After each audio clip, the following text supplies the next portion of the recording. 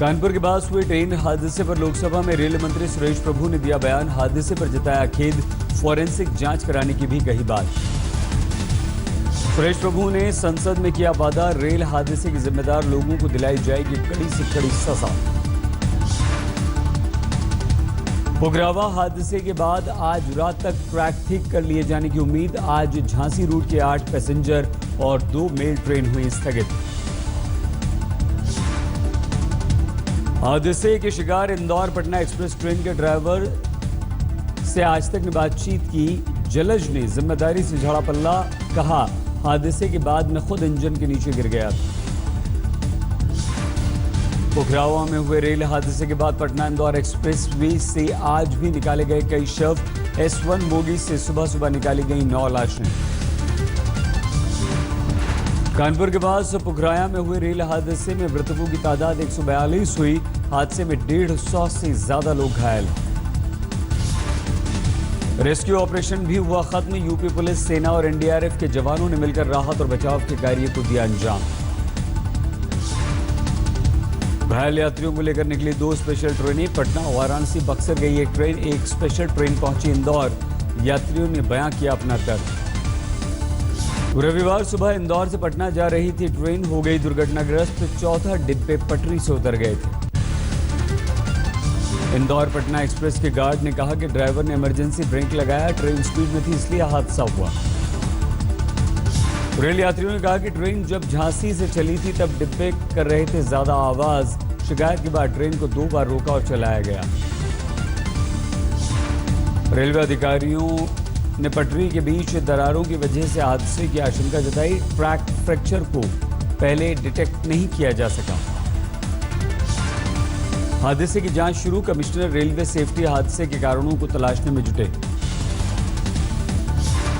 Railway track पर भी उठे सवाल। झांसी में मालगाड़ी की 2 बोगियां हुई डिरेल।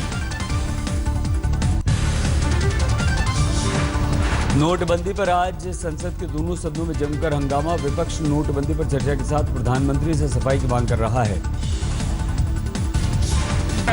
चर्चा हम चाहते हैं, आना चाहिए। प्राइम मिनिस्टर आने दो, हमारी बात को सुनने दो, हमारी बात को सुनने दो, जो मिनिस्टर को हमारी बात को रखेंगे। वित्त मंत्री जेटली का विपक्ष पर आरोप, कहा नोटबंदी पर बहस से बचना चाहता है विपक्ष, सिर्फ सदन की कार्रवाई बाधित करना है उद्देश्य।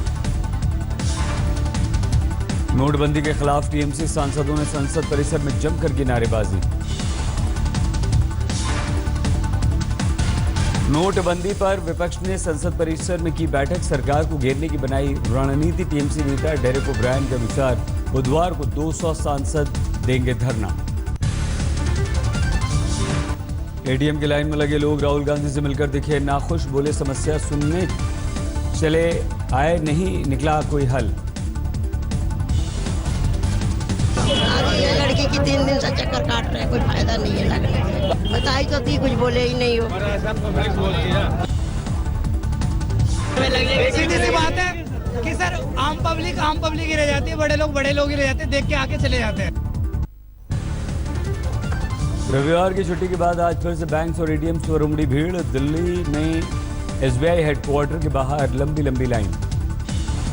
सुबह लाइन में लगे लोगों में दिखा नोटबंदी को लेकर गुस्सा, मोदी के खिलाफ नारेबाजी की। मुंबई के अंधेरे में सुबह से लाइन में लगे नजर आए लोग, सब्र टूटने पर एक दूसरे से बहस की। नोटबंदी पर शरद पवार ने साधा मोदी पर निशाना, कहा आम आदमी को हो रही है परेशानी।